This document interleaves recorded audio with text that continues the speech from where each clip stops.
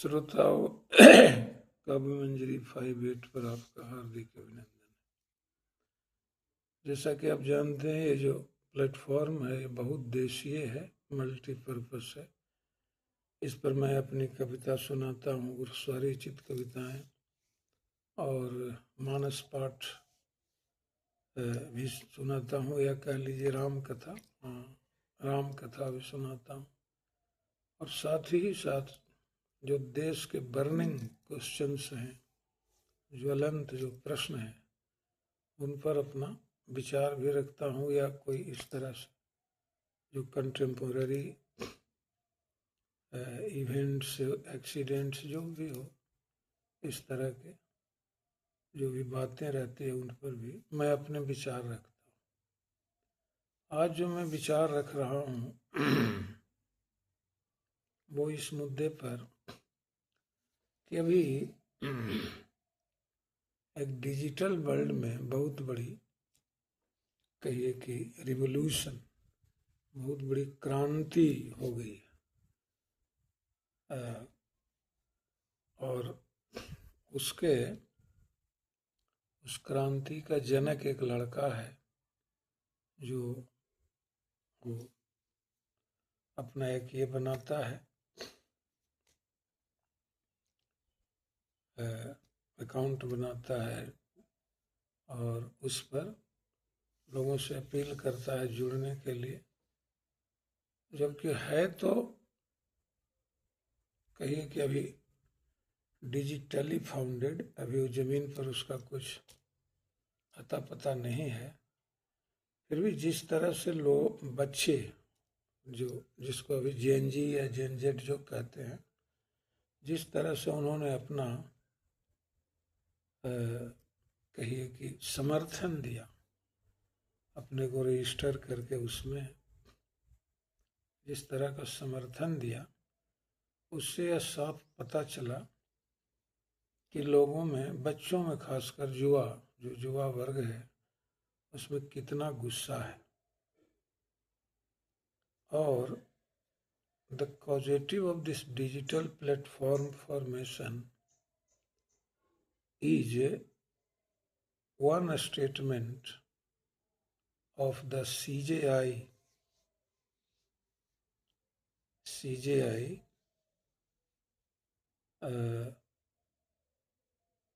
which was very objectionable.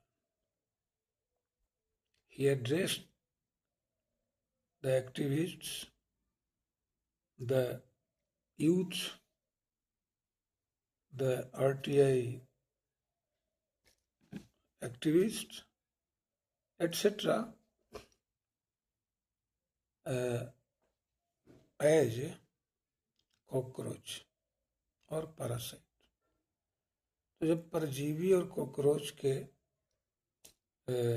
ये कहकर जब एड्रेस किया सीजेआई ने, तो लोगों को बड़ा गुस्सा हुआ। खासकर, ऐसे गुस्से में तो सब लोग हैं, लेकिन खास करके जो युवा वर्ग है, अब हमारे जैसे लोग को भी गुस्सा हुआ। लेकिन अब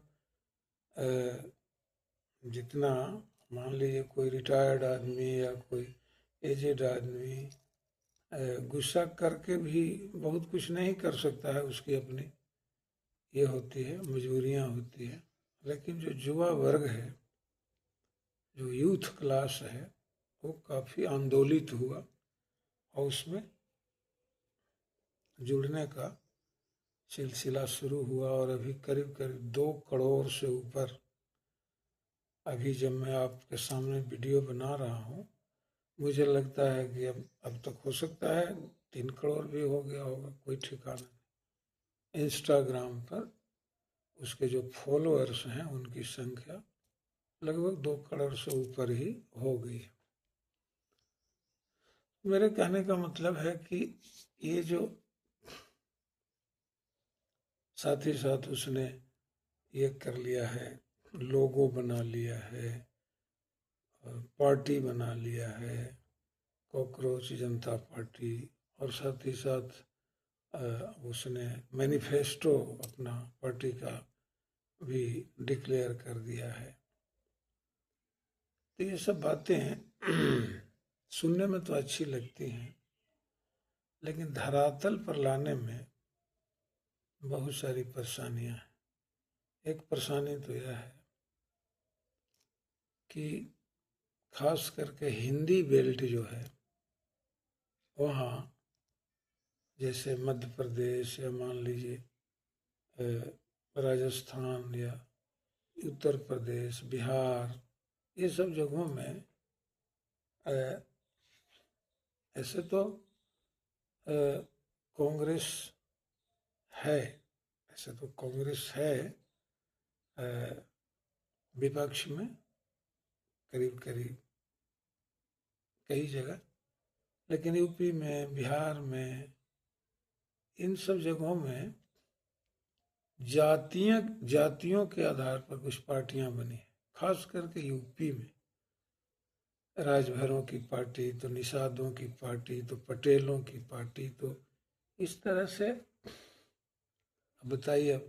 पूरे हिंदुस्तान में सबसे बड़ी जनसंख्या तो उत्तर प्रदेश की है, सबसे ज़्यादा वोटर भी वहीं होंगे। और इस तरह की जो जातियों की पार्टियां बनी है, अब ऐसे जुड़ तो गए हैं लड़के जो जवान हैं, जुड़ तो गए हैं, लेकिन अगर उनको कहेंगे आप कि being irrespective of caste line you will vote for CJP, तो वो फिर गड़बड़ हो जाएगा। काहे कि जो कास्ट लाइन को वो पार्टियां नहीं छोड़ती। अब उसके जो जवान बच्चे हैं अभी तो जुड़ गए हैं भले, लेकिन जब वोट देने की बारी आती है तो लोग अपनी अपनी जाति के उम्मीदवार को वोट करता है।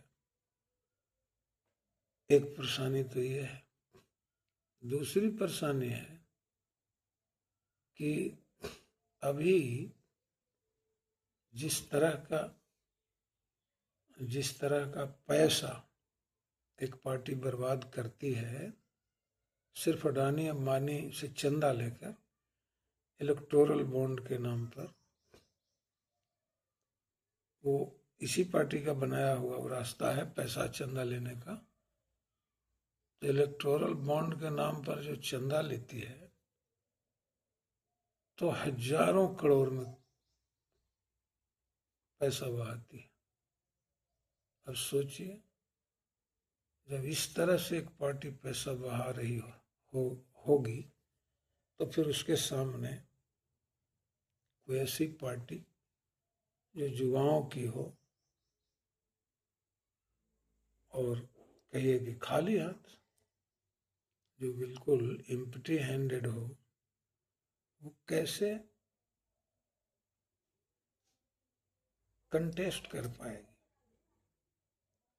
दूसरी समस्या। तीसरी समस्या कि डिजिटल प्लेटफॉर्म पर जुड़ जाना एक अलग चीज है। मोबाइल पर आप 2-3 बटन दबाए, जुड़ गए, लेकिन सड़क पर उतरकर संघर्ष करना और लोगों को अपील करना, इसमें बड़ी ये है, बड़ा अंतर है। जैसे वो जो टीवी के ने जो जोसेफ विजय की पार्टी ने जो किया तमिलनाडु में, वो उसके पास काफी पैसे भी थे और हैं, सैकड़ों करोड़ का मालिक है।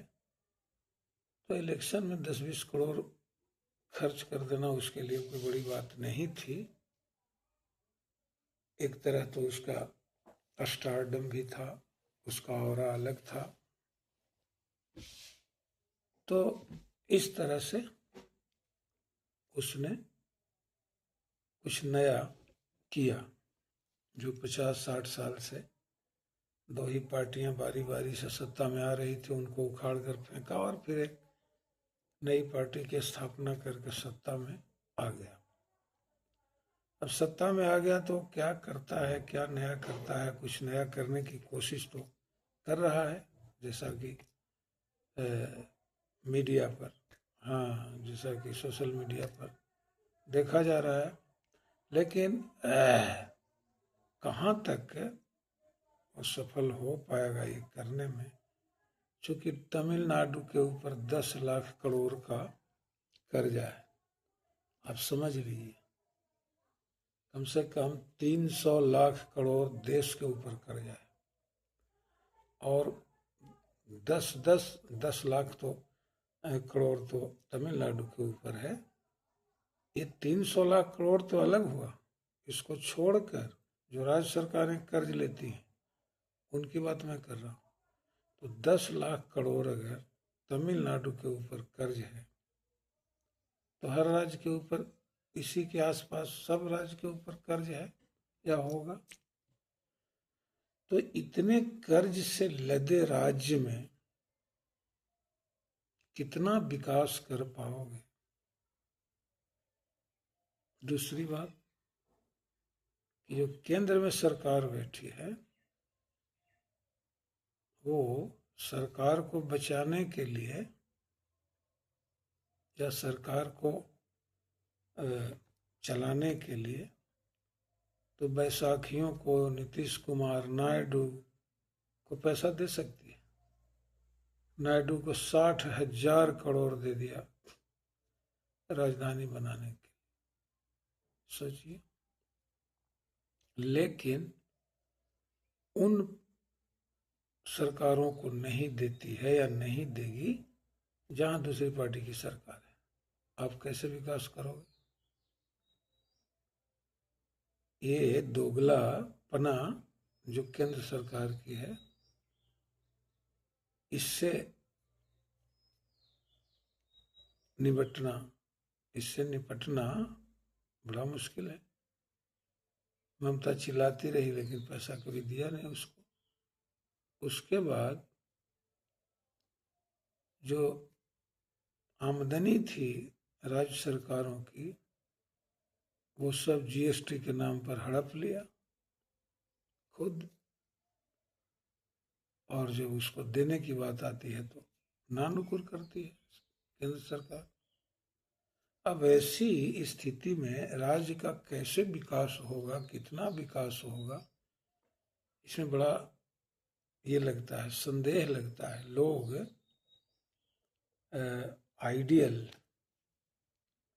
कहिए कि लोग आइडियल सपने तो देखते हैं, लेकिन उनको जमीन पर उतारने में जो समस्याएं हैं उनकी चर्चा मैं कर रहा हूं, उनकी चर्चा कर रहा हूं। दूसरी तरफ इमरजेंसी के समय कांग्रेस के खिलाफ एक पार्टी इसी तरह की बनी,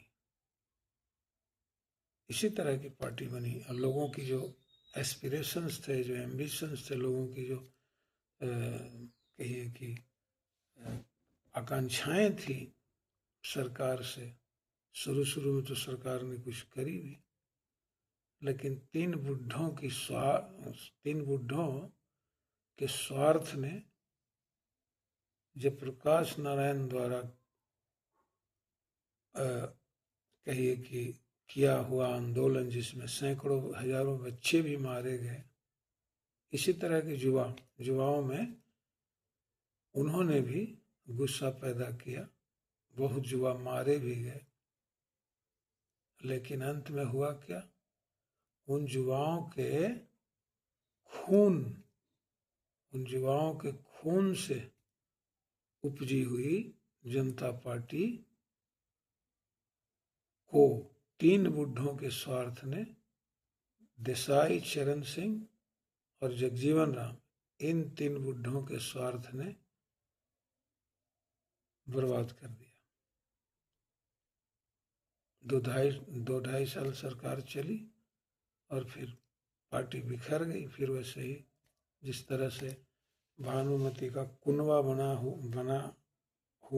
बनाया गया था, उसी तरह से सारे कुनवे बिखर गए, और फिर वही ढाक के 3 पात। हो गया।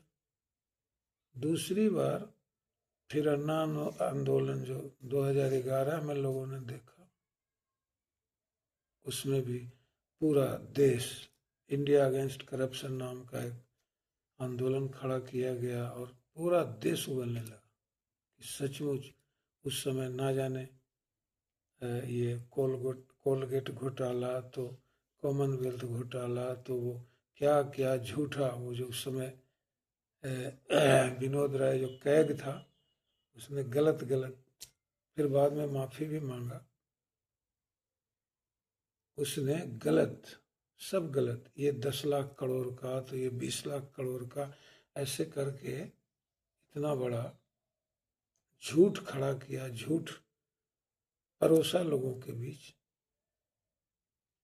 कि लोग आंदोलित हो गए और अन्ना को सपोर्ट किया। केजरीवाल उसका मुखिया था। उसने क्या किया कि जितने अच्छे लोग थे, प्रशांत भूषण, उनके पिताजी शांति भूषण ने 1 करोड़ अपनी जेब से दिया। वो भी अच्छे वकील थे, प्रशांत भूषण भी अच्छे वकील हैं।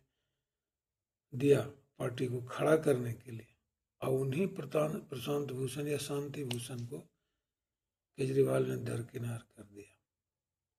जोगेंद्र यादव 100 जानते हैं कि सोशल एक्टिविस्ट हैं, उनको भी किनारे कर दिया। एक प्रोफेसर आनंद थे, कह लीजिए कि थिंक टैंक थे, कुछ थिंक टैंक थे, कुछ समझिए कि सोशल एक्टिविस्ट थे, कुछ कहिए कि फाइनेंसर भी थे, जैसे जो जिससे जितना जो बना वो सपोर्ट किया पार्टी को खड़ा करने में।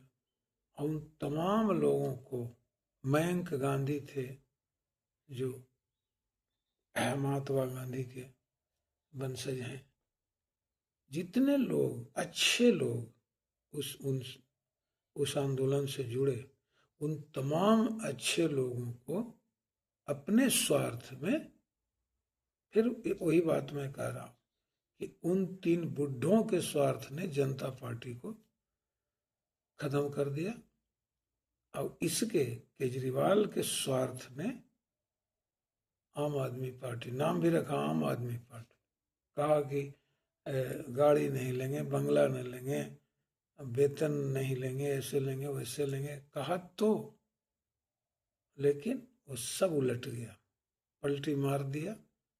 और फिर यही पार्टी जो केंद्र में है, इसको मौका मिल गया। अपनी जो ईमानदार छवि होती है, उसको डिगाने की औकात किसी में नहीं होती। इसका उदाहरण नीतीश कुमार है। उन्होंने अपनी ईमानदार छवि के चलते कई बार मोदी से टकराने की हिम्मत भी करी, यहाँ तक कि 2024 वाले चुनाव के पहले जो इंडिया गठबंधन बना, उसमें अगर नीतीश कुमार को संयोजक बना दिया होता तो ये फिर सरकार लौटती नहीं, एकदम ये तय था। उन्होंने कहा था खुले मन से कि हम 100 के नीचे समेट देंगे, 100 लोकसभा की सीटें भी नहीं जीत पाएगी, इसको हम, इस पार्टी को 100 सीट के नीचे निपटा देंगे। लेकिन कुछ क्या कहा जाए, उसमें ममता बनर्जी, केजरीवाल, लालू यादव, सबका नाम है। कांग्रेस भी उसके लिए जिम्मेवार है।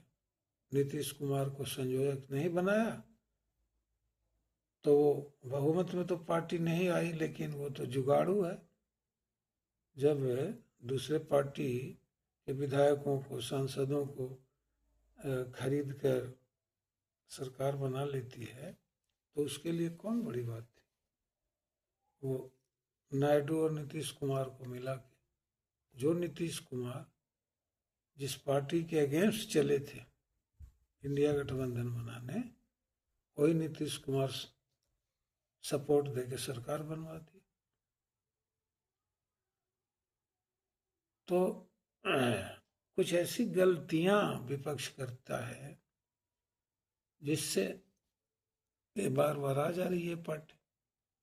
न मैं कहता हूं कि 30% लोगों का भी सपोर्ट नहीं है इस पार्टी के साथ। अब तो और 10-15% रह गया होगा। जिस तरह से चुनाव में धांधली करके जीत रहा है, अब तो लगता है कि 10-15% इसके समर्थक नहीं है देश में इस पार्टी। तो अरविंद केजरीवाल ने भी अपने स्वार्थ में लोगों की जो एस्पिरेशंस थे, उनकी जो आकांक्षाएं थी, उनका रौंद दिया। वो भी खत्म हो गया। वो पार्टी बड़ी मुश्किल है अब उसको ये करना, रिवाइव करना। उसका revival of his own aura is unlikely to be revived। तो अब हमको लगता है कि अभी तीसरी जो ये पार्टी जो ये अभी जीत दीपके जो बनाने जा रहा है, लोग तो जुड़ेंगे, बच्चे जुड़ेंगे, लेकिन कुछ ऐसे बच्चे भी तो हैं जो पढ़ाई लिखाई कर रहे हैं। वो आंदोलन रद्द हो जाएंगे तो मैं ये बात बता रहा हूं कि अन्ना आंदोलन में मतलब कहिए कि दिस वाज केजरीवाल या it was Kejriwal who took pains, who took कह लीजिए कि more pains than any other, than anybody else in exhorting the people। उसने लोगों को बूस्ट करने में, लोगों को प्रेरित करने में सबसे ज्यादा पेन वही लिया, केजरीवाल। कई दिनों तक वो अनशन किया, पुलिस उठा कर ले गई, बहुत तरह से उसने किया दिल्ली में नौटंकी। मैं नौटंकी इसलिए कह रहा हूँ कि बाद में वो सब ये हो गया, फीस हो गया। जब सबको तुम निकाल ही दिए, तुम्हारे पार्टी के सब, बताइए 7-7 सांसद एक बार निकल जा रहा है पार्टी से, तो क्या कहा जाए। खैर, उसके बाद वो भी देखा लोगों ने। तो आंदोलित तो बच्चे होंगे, लेकिन अब जो बच्चे पढ़ रहे हैं उनके कैरियर का सवाल है। आंदोलन में अगर वो active, if you pledge an active role in the movement, तब उनकी पढ़ाई लिखाई का क्या होगा। बात यह है ना कि वो तो जमाना था कि गांधी जी ने अपना सर्टिफिकेट जला दिया और सबों को कहा कि सब सर्टिफिकेट जला दो, नौकरी नहीं करेंगे डिपेंडेंट इंडिया में। एक अलग चीज है। लेकिन जो माता पिता कितनी मुश्किल उठाकर, कितनी मुसीबत उठाकर बाल बच्चों को पढ़ा रहे होते हैं, उनके बच्चे अगर आंदोलनकारी हो जाएंगे तो फिर उन माता पिता, उस परिवार का भविष्य क्या होगा। तो इसलिए जुड़ तो रहे हैं, लेकिन 2 बार तो लोगों ने देखा। एक बार इमरजेंसी में देखा, दूसरी बार अन्ना आंदोलन में देखा, अब ये तीसरी बार ये कॉकरोच आंदोलन है। मैं इसे कॉकरोच मूवमेंट कहता हूं, जबकि ये मेटाफोरिकल मेरा ये है स्टेटमेंट है, या एलेगोरिकल कहिए। तो मैं कह तो रहा हूं इस तरह कि हाँ ये आंदोलन सही है, लोग भी कह रहे हैं, लेकिन क्या ये समझते हैं कि आंदोलन इतना अन्ना आंदोलन हुआ, पूरा देश आंदोलित हुआ, यहाँ तक कि किसानों ने भी उसमें बढ़ चढ़ कर हिस्सा लिया। लेकिन ढाक के 3 बात, कुछ नया जो ट्रेडिशनल चला आ रहा है आज करीब करीब 80 साल से, 79 साल से, तो बस वही ढर्रे की पॉलिटिक्स चल रही। पूंजीपतियों से चंदा लो, इलेक्शन लड़ो, और फिर उन्हीं का 20-20 लाख करोड़ माफ कर दो। आज हाल ही है कि देश में इतना बड़ा संकट है तेल का, पेट्रोल डीजल का, और अंबानी लाखों करोड़ का पेट्रोल डीजल विदेश में बेच रहा है, लाता है उधर से, अपनी रिफाइनरी जो बैठाए हुए विदेश में, वहां से लाता है तेल, और इंडिया को नहीं देता है, वो विदेश में भेज रहा है पैसा कमाने के लिए। सोचिए सरकार क्या कर रही है, क्यों नहीं फांसी पर चढ़ा देती है उसको। तुम्हारा हम 20-20 लाख करोड़ टैक्स माफ किए हैं, इसीलिए 20 लाख टैक्स तुम्हारा करोड़ 20 लाख करोड़ टैक्स तुम्हारा माफ हम किए हैं, तो इसीलिए किए हैं कि तुम तेल विदेश में बेचोगे। अभी फांसी पर लटकावे तो देखिए कि कैसे बाप बाप करता है, वो कैसे देश का संकट दूर होता है। अब सोचिए कि इस तरह का जहां खेल चल रहा है कि एक पूंजीपति जो हमको चंदा देता है पार्टी में, उसके प्रॉफिट के लिए हम पूरे देश के चूल्हा बंद कर देंगे, पूरे देश के गाड़ी चलना बंद कर देंगे, पूरे देश के विदेश जाना बंद कर देंगे। कभी इस तरह का हुआ था? इस तरह का खेल खेल रहा है। तो इस तरह से आंदोलित तो लोग हैं, लेकिन जो आंदोलन का नेतृत्व करता है वो फिर वही करने लगता है जो पहले वाला करता हुआ होता है। तो फिर लोगों को लगता है कि भाई ये सब तो फिर वैसे क्यों करने लगते हो, अरे कुछ अलग करके दिखाओ, तब ना लोग समझे कि हाँ भाई इसने त्याग किया, इसने देश के लिए कुछ किया। तो फिर जैसे केजरीवाल गाड़ी लिया, बंगला लिया, हेन लिया, तेन लिया, सब कुछ ले लिया, और फिर वही उसी के ये में उसी के आवास को क्या महल कहकर और तरह तरह के उस पर लांछन लगाए गए। तो थोड़ा अलग करो, और नहीं तो फिर वही जब करना है तब फिर लोग आंदोलित क्यों होगा, तब तो फिर निराशा हाथ लगेगी लोगों को।